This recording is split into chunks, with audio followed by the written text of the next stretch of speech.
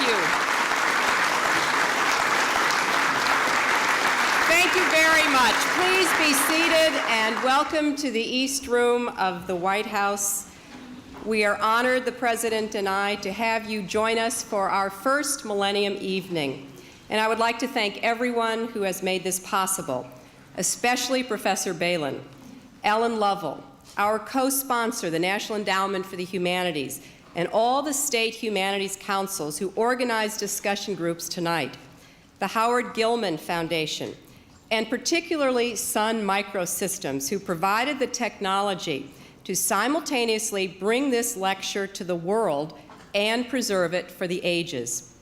Right now, satellite feeds are allowing students and teachers and interested citizens to watch this event at 136 sites, 131 colleges, and 5 public television stations in 42 states. That information is then being immediately and digitally translated to the internet. This is the very first cybercast from the White House. As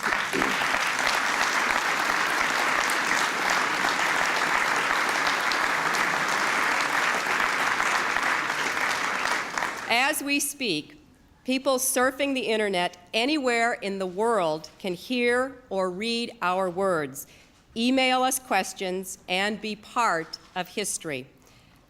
I am thrilled that we're able to bring this to so many people throughout our country and indeed throughout the world. This Monday, we will celebrate the birthdays of 2 of our greatest presidents. The portrait of one of them, George Washington, hangs behind me. As I often point out, the only reason it is still here is because one of my predecessors, Dolly Madison, saved it. When she had word that the British were approaching in 1814, she had little time to flee, but she still managed to take Gilbert Stuart's famous painting. She knew that this portrait, like other treasures from our past, is part of our common history as Americans. Despite our differences, it is this common ground, these shared values, that must continue to bring us together. And despite the dramatic transformations taking place, it is this American story that we must continue to rethink and retell for every generation. As we approach the millennium, we have a wonderful opportunity to do just that. Not just to have a celebration about a time in history, but a conversation and a collaboration among Americans to take stock of who we are and who we want to be, starting with who we were. That's the goal of the White House Millennium effort that the President announced in August, to inspire all Americans, in the words of our theme, to honor the past and imagine the future. In the year 2000, we will also celebrate the 200th anniversary of the White House, and this is the first of many Millennium Evenings we will host through the year 2000. We will be inviting scholars, creators, visionaries, and others to help us look both backwards and forwards. In fact, on March 6th, the renowned physicist Stephen Hawking will lecture on creativity and science in the 21st century, thereby bringing us from the American Revolution to the universe in only 1 month. For more than 200 years, America has been not just a place, but an idea. And few scholars have so brilliantly explored how citizens created this enduring democratic ideal as Professor Bernard Bailyn. He began teaching at Harvard University in 1949 and is now the Adams University Professor Emeritus.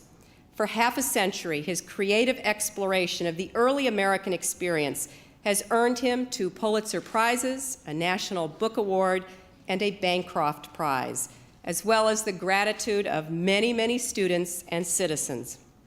On March 23rd, he will deliver the National Endowment for the Humanities Jefferson Lecture, the highest honor in the humanities bestowed by the federal government.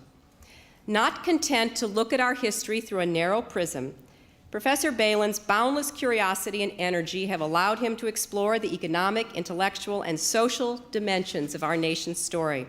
He's looked at political pamphlets floating around our country in colonial times to tell the story of the ideological origins of the American Revolution.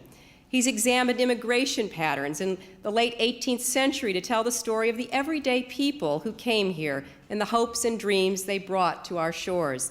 And more recently, he's looked at the way 18th century America interacted with neighboring regions to tell the story about our enduring connection to others around the world.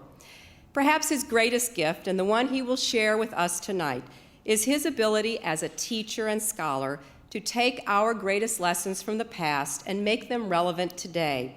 It is such a great pleasure to have him inaugurate these Millennium Evenings.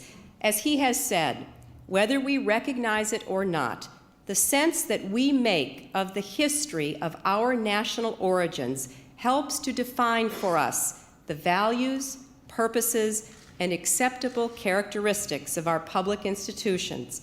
It is now my great honor to introduce Professor Bernard Bailyn.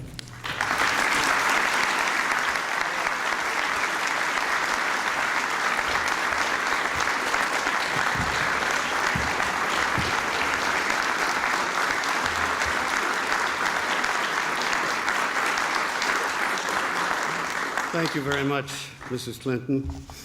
Mr. President, Mr. Vice President, Mrs. Gore, ladies and gentlemen, it is, of course, an enormous honor and privilege to inaugurate this series of Millennium Lectures, part of the broad and extraordinarily imaginative program of Millennium events that have been planned. But I have to say, inaugurating a lecture series can be a rather risky business. I remember the miserable fate of one of your predecessors, Mr. President, John Quincy Adams, who, while senator from Massachusetts, inaugurated Harvard's Boylston Lectures on Rhetoric and Oratory, a series, I should say, that despite Adams has survived and continues to this day. The future president feared that when published, his effort would be, in his words, handled without mercy by critics on both sides of the Atlantic. He need not have worried about the British. They ignored his performance completely. But he was right about the critics on this side, one of whom said that what Adams wrote was no doubt admirable, but unfortunately, it lacked a few particulars, namely, quote, truth and precision of expression. And it also lacked grace and propriety in the use of words. Nor did Adams' production improve with age. 75 years later, the literary critic Thomas Wentworth Higginson wrote that anybody who managed to read the thing through would find, quote, a record of repetition, of verbiage, surprising you by the number of words that it takes him to say a simple thing. Now, one must learn from history. And so, avoiding your predecessor's blunders, Mr. President, I will be brief and I go straight to the point, which is that in our public life, we Americans, though we are often described as a young nation with a shallow history, in fact live remarkably close to the past. And I mean the deeper past, reaching back 400 years to the first settlement of Europeans on mainland North America, and 200 years to the founding of the nation. 200 years ago, John Adams was president. He was the first to live in this house.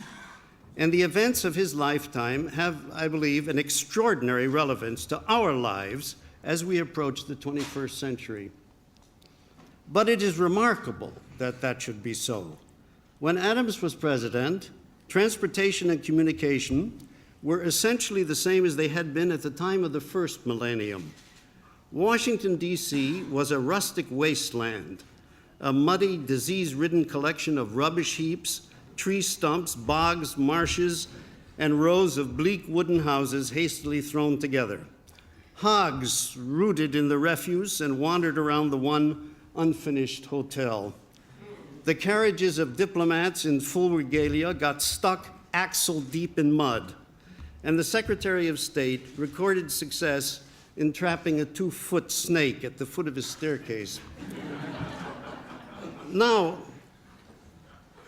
of course, there were plans for splendid urban vistas and monumental buildings, but of the latter, the only two in evidence when Adams was president were the half-built Capitol and the White House. All there was of the Capitol were the flimsily built Senate and House buildings with nothing in between except a boardwalk. The House chamber had a glass dome ceiling that leaked, but this was better than the Senate's ceiling, which collapsed in a heap, just missing the vice president's chair. And as for the White House, when the Adamses moved in, Abigail Adams, by the way, got lost in the Maryland woods trying to find the place. Only 5 of the 30 rooms had plastered walls. There were no stairs to the second floor, and the only place she could find to hang out the family washing was what she called the great unfinished audience room, which is, I believe, the room we are in now. What has this sad clutter of workmen's shanties, tree stumps, privies, stagnant pools, and muddy cow paths to do with us? More important, how can we possibly relate to a pre-industrial world whose social and economic problems were utterly different from ours and whose social policies, insofar as they had any, if implemented, would now create chaos? They knew about special interests and about social and political fanaticisms. Their politics was as fiercely partisan as ours, at times even more vicious and remorseless. But they had no idea how powerfully public opinion in a modern democracy can be manipulated, especially by instruments of communication they couldn't have conceived of. Much of their thinking about politics in large republics was based on assumptions about geographical distance and its calming and dissipating effect on political passions. But we live at a time when distance is obliterated and scattered forces can coalesce by instantaneous communication with intensifying effect.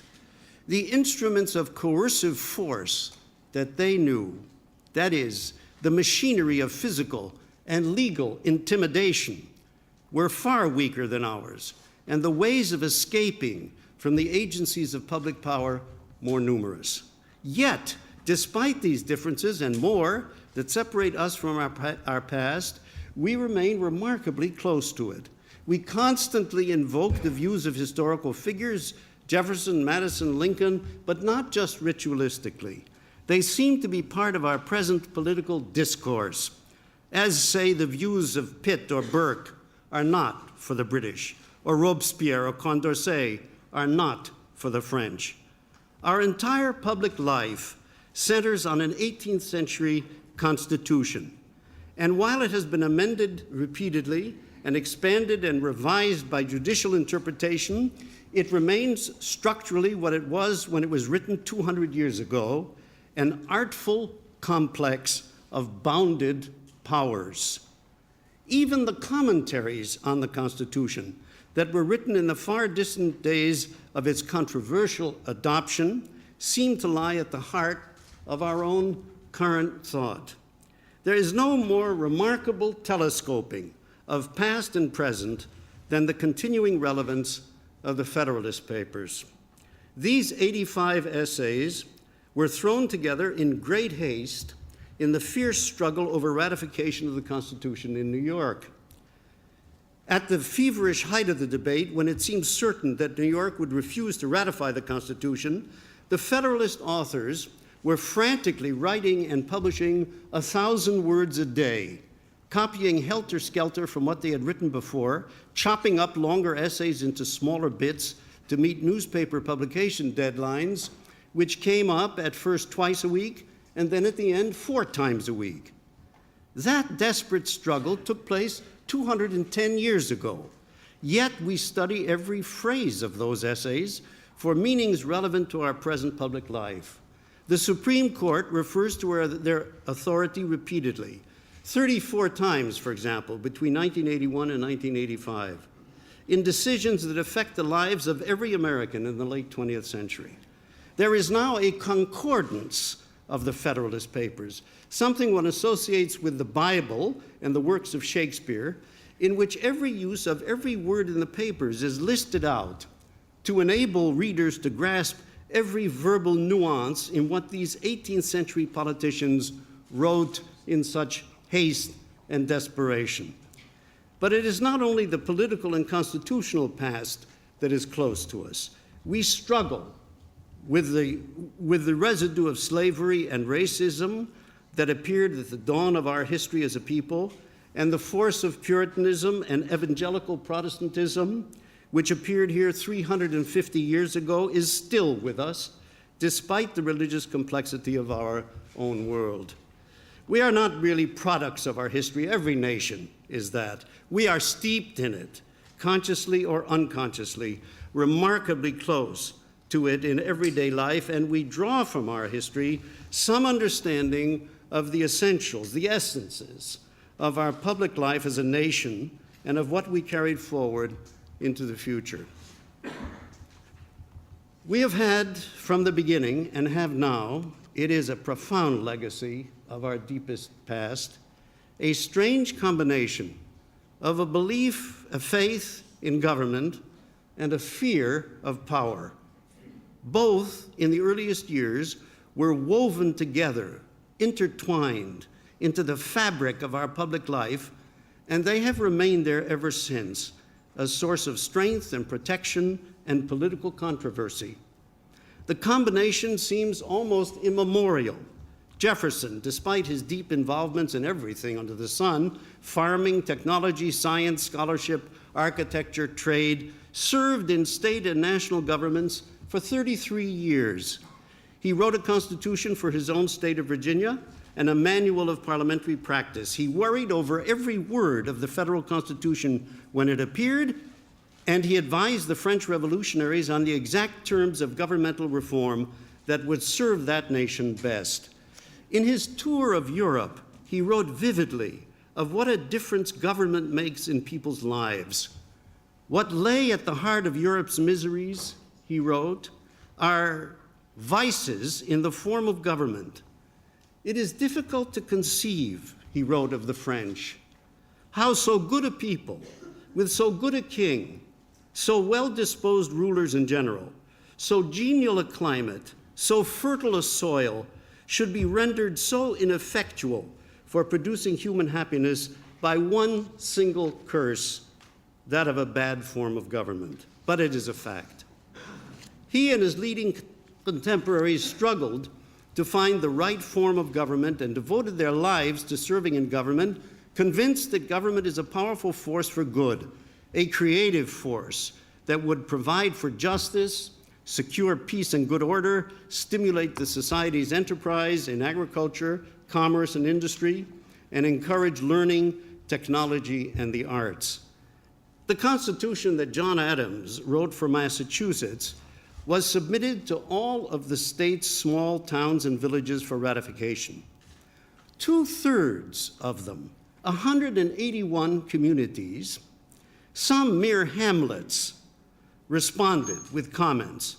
Small groups of farmers meeting in churches, parlors, barns, backwoods crossroads, argued about technical clauses in the Constitution and sent on their conclusions to Boston, convinced that their welfare depended on the precise terms of the government that they were adopting and that it was their duty to participate. And yet, at the same time, they were convinced that power, which is the essence of government, could destroy them. For while they thought of government, self-government in proper form, as a necessary benevolent and creative force, and they knew perfectly well that government means power, they feared the uses and misuses of power. They wrote of their fear of power continuously, eloquently, and elaborately. They believed that the dangers of embedded power in anyone's hands, heroes or villains, were the same, and they struggled to express their fears. The writings of Adams's generation are crowded with metaphors, similes, and tropes of every kind to express their fear of the corruptions of established power. The love of power, they wrote again and again, its gleaming but corrosive satisfactions are rooted elementally in the human heart and will eventually corrupt every public institution unless people of goodwill and integrity resist, and unless the forces within government are so pitched against each other, so poised to confront each other, that excesses in the use of power are challenged and contained before they become insuperable. It was in response to their fear of power that they demanded the explicit protection of human rights, and they struggled for the first time in recorded history, not merely to state this in general terms, but to specify what these rights, all these rights, are. There is no more important passage in American history and in the history of the modern liberal state than the groping, fumbling efforts of Adams's generation to make the protection of rights effective in ordinary people's lives. The issue was felt to be necessary, but found to be extremely difficult even to understand. At first, in many of the state constitutions written immediately after independence, they simply stated the general abstract proposition that all inalienable rights should be preserved and protected. But when it came to particulars, to define what these rights were, they found themselves at sea. What precisely are the human rights? Some seemed obvious, many were not, and turned out to be whatever happened to occur to the authors of these constitutions when they happened to be writing them. The newly written states' constitutions contain 85 inalienable rights, and some of them seem rather strange. In Pennsylvania, for example, one apparently God-given human right was the right to hunt on unclaimed land. A consensus did develop on a certain core of procedural and substantive rights, but there were no clear boundaries and definitions differed. When the federal Constitution was written, the wisest minds in America decided that there should be no national Bill of Rights, not merely because most of the state constitutions already contained some such protections, but as Madison, who would later write the Federal Bill of Rights, said, there is a great reason to fear that a positive declaration of some of the most essential rights could not be obtained in the requisite latitude. In other words, the enumeration of rights by the federal government, the mere listing of them and defining them, would necessarily limit their scope. The rights of conscience in particular, Madison said, if submitted to public definition, would be narrowed more than they are ever likely to be by an assumed power. The right solution, he and others then felt, was what is implied in the present Ninth Amendment, that there is a universe of rights possessed by the people, some defined and protected by the states, some latent, still to be evoked and enacted into law. But was this workable? In any given situation, someone would have to decide whether the rights that were claimed were valid, and that would leave the existence of rights to the mercy of personal and political opinion. The result is the compromise that we have inherited from them, and that we live with and struggle with and benefit from every day of our lives, namely a carefully worded list of specific federal rights in the first 8 amendments, together with the belief that there are not only rights protected by the states, but a reservoir of other rights that the people retain, which in time, through the judicial process, may be enacted into law. They were not anticipating our struggles over judicial activism. They were thinking more broadly. They were saying that the world changes, that rights, like law itself, should never be fixed, frozen, that new dangers and new needs will emerge, and that to respond to these dangers and needs, rights must be newly specified to protect the individual's integrity and inherent dignity. So despite the differences that separate our world from the 18th century, we are contemporaries of Adams in venerating government but fearing power, and in protecting rights that can never be finally defined or limited in number. But we are contemporaries of our deeper past in a more complex and I think a more profound way. John Adams, after his tumultuous presidency, retired to Quincy, Massachusetts, where, amidst his books, family, and friends, he spent the last 25 years contemplating the accomplishments and failures of his own public life and the life of his remarkable generation. The town of Quincy was a tranquil, civilized, provincial community, but it was part of a larger world that was violent and half-developed, a world that had known brutality and savage inequalities from its earliest years. The barbarousness of relations between the settling Europeans and the native peoples at the start of Euro-American life is agonizing to recall. It is hard, even for us who are familiar with genocide, to believe.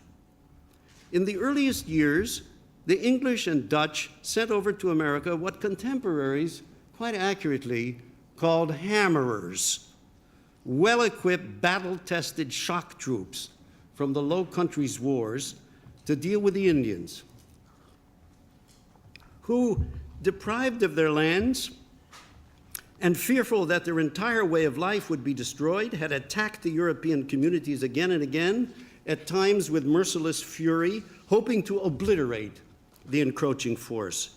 In fierce encounters that involved butchery of men, women, and children, incineration of entire inhabited villages, and indiscriminate destruction of crops and animals, the coastal natives were defeated, killed or displaced, their culture shattered, their remnants fleeing to other more remote groups to form quite strange motley communities deeper inland. But at the same time, the labor force was supplemented in some places entirely supplied by Africans, whose condition of servitude within a single generation reached a point of absolute debasement. When Adams assumed the presidency, the native population, which had been further brutalized in the Revolutionary War, had been driven back across the Appalachians in places confined to reservations, and 20% of the entire American population was enslaved. And Adams's world was otherwise, a mixed population of different statuses, privileges, and powers. A third of Pennsylvania's population were Germans, some naturalized with full political privileges, some not. And they were of several religious confessions, some legally recognized, some not. New York's population was derived from a mixture of English, Dutch, Walloons, Germans, Scandinavians, and French, ethnic, multilinguistic, half civil, half barbarous society whose social and political relations were dominated by severe inequalities that encountered, in the founding years of the Republic, the benign and universalist principles of the Enlightenment and of Anglo-American radical reform. The United States has lived, and we live now, with the results of that encounter. The great goals of Enlightenment reform in America were set out most vividly by Jefferson. He was, let it be said, a fallible man, and he was a pragmatic, opportunistic politician who feared power in others, but used it deftly himself. But he was also the revolution's true poet, its deepest conscience and its most brilliant expositor. His was the most eloquent voice of America's revolutionary ideology as he proclaimed, in the face of these brutal realities, the principles of equality before the law, of absolute freedom of conscience, of responsible self-government, of the need for universal diffusion of knowledge and access to education, and for freedom from poverty and the fear of poverty. It was a strange encounter. The distance between these glittering ideals and the sordid realities of Jefferson's world was vast. Slavery brutalized new thousands every year and poisoned the moral foundation of the nation as the Enlightenment ideals took root. On the frontiers, the barbarous, almost genocidal race wars continued.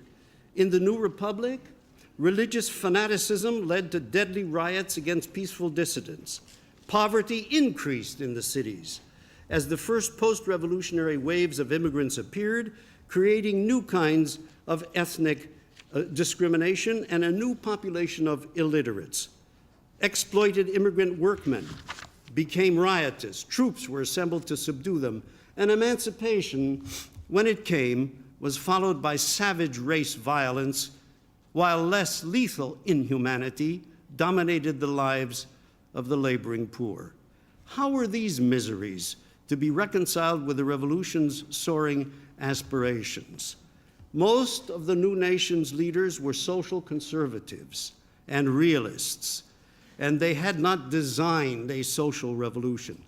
But the nation was committed to the ideals of enlightened reform and could not escape their pressure. Gradually, ambiguously, the force of these beliefs began to impinge on the sordid reality. In Adams's last years, slavery still existed, but the slave trade was gone. Slavery was abolished in the Old Northwest and was gradually being eliminated in the Northeast. Beyond that, the institution of slavery, which had rarely been seen as a problem before the Revolution, had become the overwhelming problem of American life. Illiteracy had increased, but while only 9 colleges had been chartered before the Revolution, 500 were created between then and the Civil War, and along with them, innumerable academies and community schools. Religious intolerance had lost the force of law. Church establishments had been abolished, and Jefferson's great Statute of Religious Freedom, which had been enacted only after a decade of bitter controversy, had become the standard by which success in establishing freedom of conscience could be measured. When Jefferson and Adams died, both on the 4th of July, 50 years after independence, none of the goals of the American Enlightenment, of the Revolution's transforming radicalism, had been reached. But a basic force had been created in American life: the propulsion within a pluralistic, tumultuous, abrasive, and ruthlessly ambitious society to approach the fulfillment of historic ideals. The gap between the real and the ideal remains, far narrower than in Adams's and Jefferson's time, but still achingly wide. We are still a multi-ethnic, materialistic, ambitious, impatient, and volatile people. But in our finest moments, we are also, I believe, the most idealistic nation on earth. We are riven by differences, discrimination, and animosities, but instinctively responding to ideals set out in our deeper past, we reach for reconciliation. A spark was struck 2 centuries ago, which lights the way for us still. Thank you.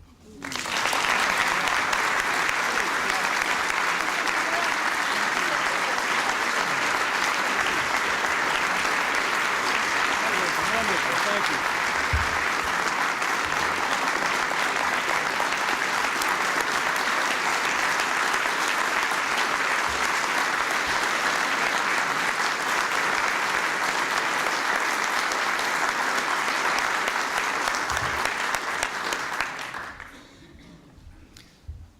Thank you very much, Professor Bailyn, for that wonderful, wonderful lecture.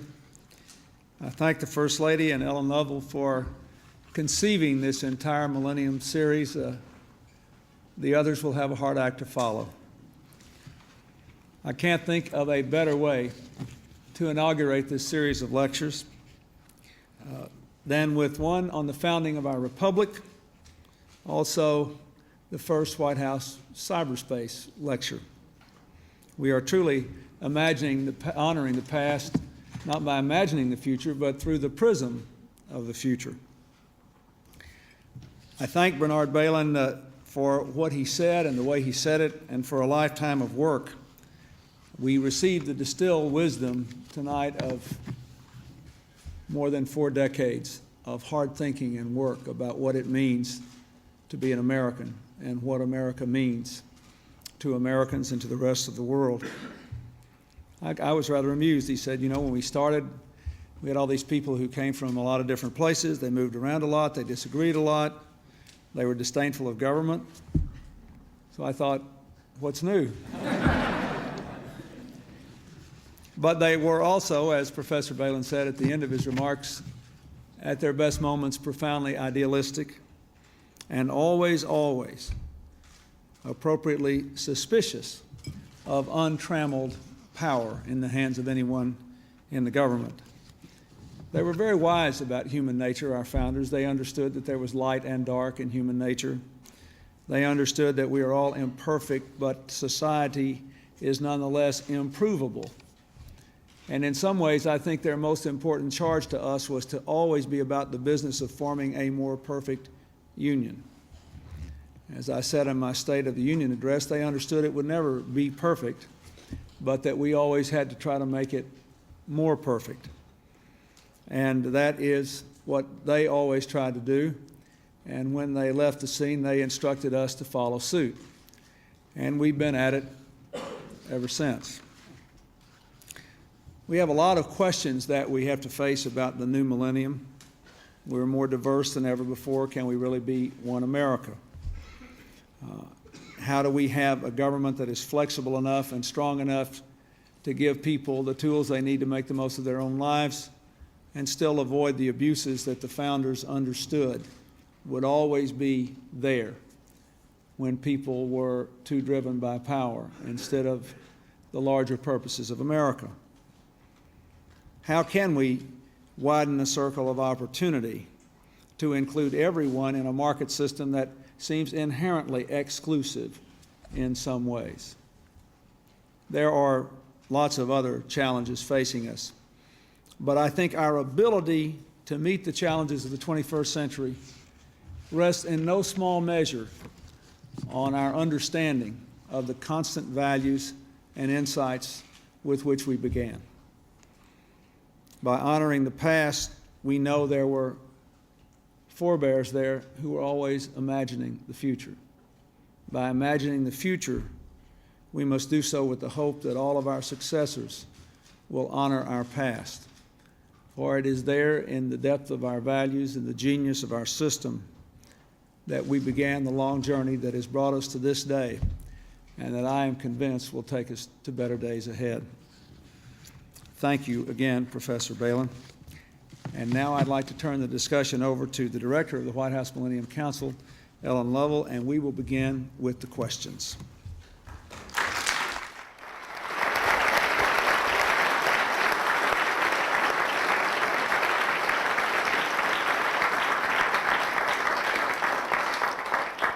Thank you, Mr. President. I'd like to start our discussion by asking you to pose brief questions to Professor Bailyn so we can hear from as many of you as possible, including those who are with us tonight on the internet. And I hope you've been inspired, as I have. There are many well-known historians, among other distinguished guests in the room tonight, but I really thought that the first question to Professor Bailyn should go from one of his former students. Mr. Vice President?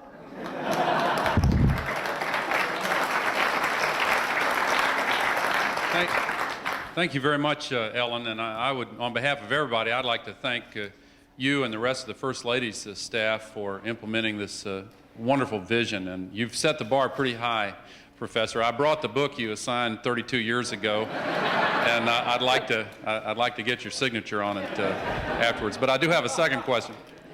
I was struck by by the reference you made to the assumptions our founders made about distances and the physical reality of the new republic and how those distances could contain and dissipate passions. And you seemed to raise a warning flag about the new communications technologies. And of course, here we have this historic cybercast going on, and you share the stage, in effect, with one of the new technologies. you seem to raise a flag that these technologies have a brand new capacity to quickly generate concentrations of power, to mobilize people, and you seem to say don't worry about that too much because given the fact that we live and breathe the values that were put into our Constitution, we've always been able to contain those kinds of pressures. But even then, in those days, our founders warned us of the several vulnerabilities. The President talked about their understanding of human nature, and they talked about the dangers of faction as one special vulnerability. And Madison was particularly eloquent. And I'm wondering whether or not you worry that, as some of my former colleagues in the House and Senate worry about these 30-second television commercials and internet communities that sometimes develop a sort of a separate reality from the common assumption base that the political dialogue is mostly based on. A lot of people in the Congress really worry that this power, coupled with a lot of money, can develop in a way that really should make us pay more attention to the warning flag that you put up and then kind of took part way down. What's your reaction to that? Well, it's true that Madison and others were very worried about the factions that would tear this country apart. That how the great republic, which had so many factions and had so many interests that would multiply as the nation grew, how you could contain it in some kind of a useful consensus, given all the aberrations and conflicts that would come up. And part of their answer was that the bigger the republic, the more likely it is that it would dissipate the effect of these factions. And if I can imagine what they would have thought about the way in which those factions now coalesce, which is what I mentioned, the way they immediately coalesce into more concentrated centers of influence and faction, I think they would have been very worried about this. This was not, their hope was that somehow you could moderate the conflicts and the factions within a free society like this. If you couldn't, it wouldn't be contained. And they were very concerned about this. As I say, part of their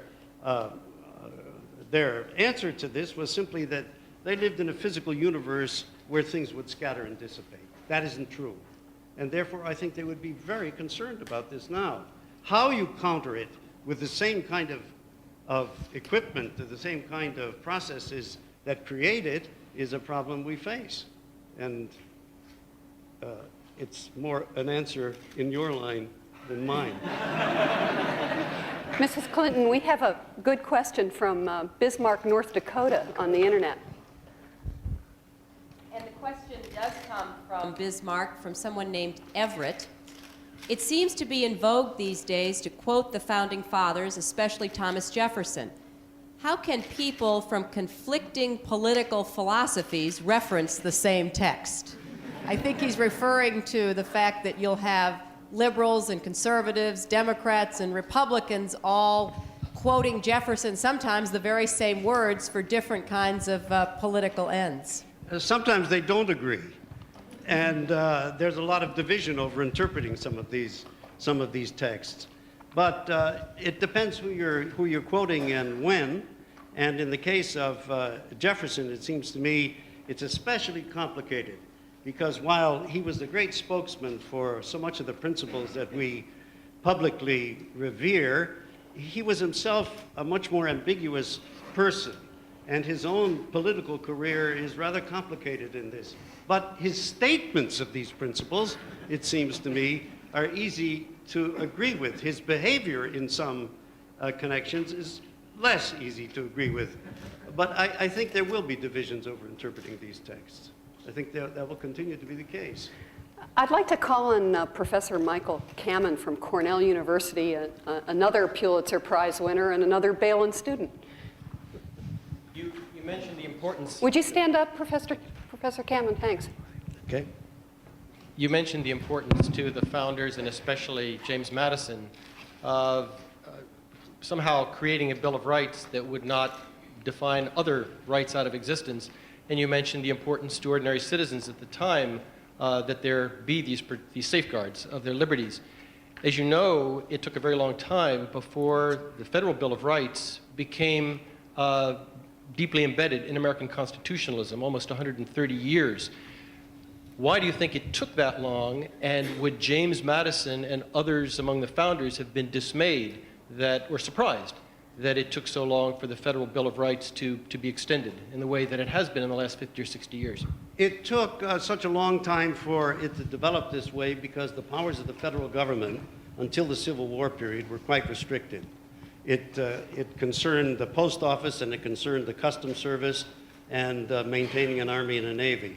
But the social policies of the national government did not become effective until after the Civil War period. But as to the reaction to it, Madison felt, it's one of the most interesting parts of his career, felt that he was a failure on the one point that interested him most, namely in having the federal government control the vagaries of the state governments, which the Constitution does not do. So that later, when the 14th Amendment then allows the federal government to act upon the states in behalf of the stated rights, he would have been pleased. He fought for that and failed 3 times. He tried to work it into the Constitution originally and failed. He tried to work it into the Bill of Rights and failed. He tried to get a consensus of opinion on it, namely the federal government's capacity to discipline the state legislatures in their behavior on rights. He failed. So that now, when the Supreme Court acts in this way, on the basis of the 14th Amendment, he would have been very pleased. I'd like us to go back to the internet. We have another good question. This is from Indianapolis, Indiana, from Cindy. In the past, it seems like Americans have had principles to fight for and dreams and ideals to preserve. They seemed more patriotic and concerned about the whole of the country rather than just themselves. Can you please comment? Well, I think Americans... Sir, would you want to comment? You go first. I don't want you to do me the way you did Al. You should have run for office with that sort of quick. This is hard to say. I think Americans are patriotic now. I think the forms of patriotic expression are more complicated now. Our lives are more complicated than then. And in the 18th century, what I was principally talking about is at the time when everything was fluid and forming, the statement of these principles were rather easier and less complicated to adhere to. I think things are more complicated now. But I don't know quite how you measure a nation's patriotism. But it seems to me that, that Americans are as patriotic now as before. Though, as I say, I don't know how you measure this, sir. Well, I'll just give you a couple of examples. I agree with you on this. I do think that we are very patriotic if patriotism means loving country and caring about its future more than you care about your immediate self-interest. I think we're still capable of that.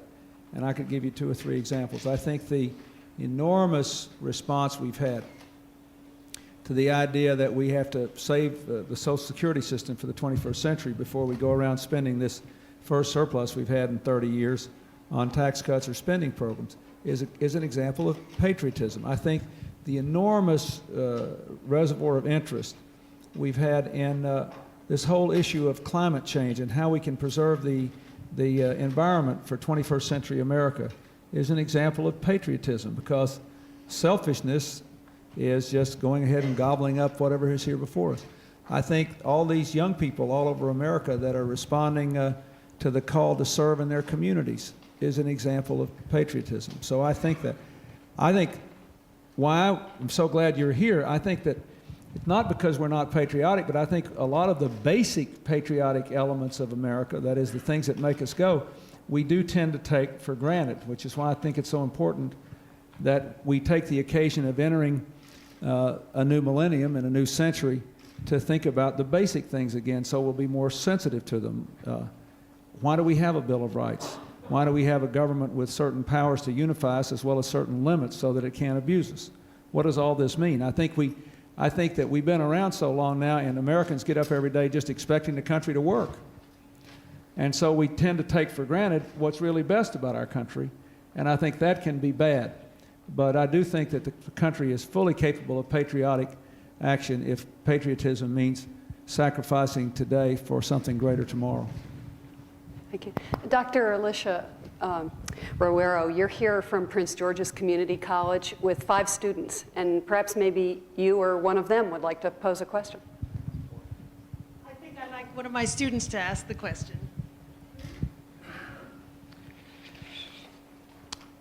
Professor Bailey, do you think that the Founding Fathers would have thought the right to privacy was an inalienable right? And if so, at what point would they have thought it interfered with the common good? Yeah, the right of privacy, constitutional law, you mean? Yeah.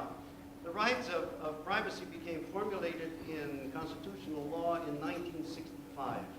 I don't think it was until the concurring opinions in the Griswold case in 1965, Goldberg's concurring, defined it precisely. They did not think in those terms at all. I mean, this was not something on their agenda at the time. And if you say, why not? It seems to me because the problems that were presented in that case in 1965 had not impinged on their lives. It simply was not part of what they were concerned about principally. If it took that long to develop, that is a more interesting question, it seems to me, because until 1965 is a long time. But as far as I know, it was only then in that case that that issue was really formulated in constitutional law. It was referred to before. And then when people were concerned about defining especially marital privacy, because that's what that case was about, they had nothing to go on but the Ninth Amendment in its unlimited powers. And that's at the point where you get Ninth Amendment jurisprudence developing. Subsequently, it's been referred to many times, but that's so difficult. I don't want to go on too long about this, but that's one of the unspecified, unenumerated powers that they did not think of at the time, but were confident that in the future, people would face these problems and would have to specify and define those rights. It's a very good question. And I must say, it's one of the interesting things. I'm no expert on constitutional law, but it does seem to me it's one of the most interesting episodes in the development of the unenumerated rights in the Constitution. This is from Lauren in Keene, New Hampshire. There is great speculation about how people will respond on an emotional level to the new millennium. Is there anything we can learn from how Americans anticipated and reacted to the turn of the century in 1900? No. Mrs. Clinton, would you like to answer that? Not that I know of. Next. Nothing comes to mind on the great concerns about the year 1900, though there must have been some. As to the year 1000, that goes back before my period. But I'm sure Thomas Bender, Dean of Humanities at NYU, has thought about Yes, 1900. Fine. Where is he? I'm afraid I haven't thought as much about 1900 as I should for this occasion, perhaps. I'd like to ask a question, actually pushing back to the 18th century again. One of the things your work very much did for historians was to show how different the 18th century was, that we are so inclined to read back the same thing. I guess I want to, with that as a background, ask a question. I may be slightly misrepresenting the sort of thrust of what you said, but it seemed to run a little bit like that there are these ideals that are sound, and we have fallen, not lived up to them or fallen back. But in the instance you just gave, in the case of privacy, shown how there we expanded them. I guess one of the questions that comes to me from that is, do we have to ask about the ideals themselves to get back into that world that was different? Not just that it hadn't anticipated certain technological and other issues of the present, but take something which you dealt with, that is slavery and freedom. Is that a case in the 18th century of falling short of ideals, or did that make sense in a certain way in the 18th century? And then historically, for a number of reasons, that doesn't make sense. Slavery and freedom can't go together any longer as Lincoln's That house was divided. the basic, one of the great encounters that I mentioned, was the word I used for that, encounters between the realities of the 18th century, which have been accepted without debate, essentially. There were some before the Revolution who were concerned about that, but not many. After the Revolution, there's never a time when that isn't the main problem in American public life. And it seems to me there's an encounter that people didn't anticipate in this. Many people didn't anticipate that it would make that enormous impact on an institution so deeply rooted. But gradually it did. And eventually it became impossible to sustain the institution against what people had come to believe, as well as the other forces at work in the world. But that's the best example, it seems to me, of unanticipated conflict on the part of many people, not all, but many people, between what had been generated in the reform ideas of the time and the really overwhelming difficulties of social life of the time. But it seems to me exactly what happened. Then gradually you find that being eroded, and finally, but only after the bloodiest conflict in American history, was it finally, of course, eliminated. I don't know if that answers your question, but Mr. President, did you want to comment on that? I was just going to say, following up on that, I think you can look at basically all the big turning points in American history, all of them, and say that we survived and sort of went on to a higher level of achievement because two things happened. One, we reaffirmed the Union in new circumstances instead of letting it become weaker and divided, obviously in the Civil War. And secondly, we expanded the meaning of liberty in a new and different time, but in a logical way. And I think if you go back throughout the entire history of the country and you look at every major turning point in history, it was a triumph for the idea of union and for the idea of liberty. And I hope that that will always be the case. But I believe that to be true. I also, we had a cyberspace question here about should we learn anything from 1900? It may just be pure accident, but it's interesting that in 1800, when Thomas Jefferson was elected, when the century changed, we began the movement from being essentially a colonial society to a continental one. In 1900, when William McKinley was reelected, and then Theodore Roosevelt soon thereafter became president when Mr. McKinley was killed, we began to come to terms fully with the implications of the Industrial Revolution on our society. And in 2000, we will be still about the business of fully coming to terms with the implication of the technology and information revolution on our society. So I think you might be able to go back and see how people were dealing with it, what principles were there, whether they're relevant to today. And it might also be interesting to see what some of the predictions were in 1900 that turned out right and what turned out wrong, as a way of adding a grain of salt to whatever all the rest of us are going to be saying in 3 years. I might also add that the election of 1800, since you mentioned it, was the dirtiest election in American history. But skip that. I can't believe that we're almost at the end of our satellite time, so maybe we could take the last question again from the internet. This is from Eau Claire, Wisconsin, from Frank. Most Americans probably don't know what is in the Bill of Rights. So how can we be sure those values endure? And of course, one of the reasons we're having this lecture series is to hopefully spark debate in our country about what we do hold dear and what we do believe in. And so we're hoping that more people will learn about and understand and cherish our founding principles like the Bill of Rights. Reserves all the unenumerated rights to the people, and the 10th, which reserves all the unenumerated powers to the states. And that was the reserve that the people of the time, concerned about the powers, the national powers they were creating, wanted to state clearly that these were limited. that these were limited powers in the federal government. And the way they finally agreed to do this was precisely in the Bill of Rights, specifying things that the federal government cannot do, and then saying that all the rest beyond those enumerated powers and rights are reserved to the people in the states. It's a way, and if I were to say what is the absolute principle of the Bill of Rights, it is their way at that time, in 1787-8, it was their way of saying that the powers were created are bounded powers. They're not limitless. They're bounded. They're limited in specific ways, and it was a protection of the people, and the people through the states, that the Bill of Rights were finally enacted.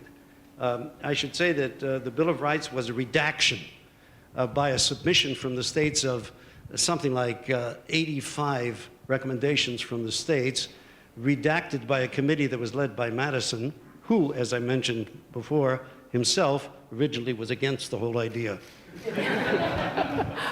Mr. President, you get the final words. Are we done? Well, first of all, let me say to all of those who have followed us in other sites, thank you for joining us. Technology really has turned out to be a wonderful thing. We had 400,000 hits on our website after the State of the Union. So Americans really are tuning in positive ways to the internet.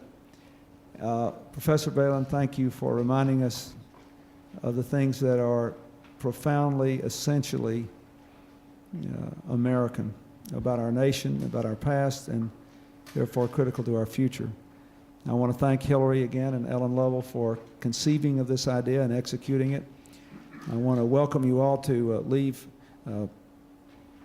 Abigail Adams' washroom here and go down to the estate dining room where we'll all be able to visit for a few moments now, and ask everyone to tune in when in about 3 weeks we have the next one of these. Thank you very much, and good evening.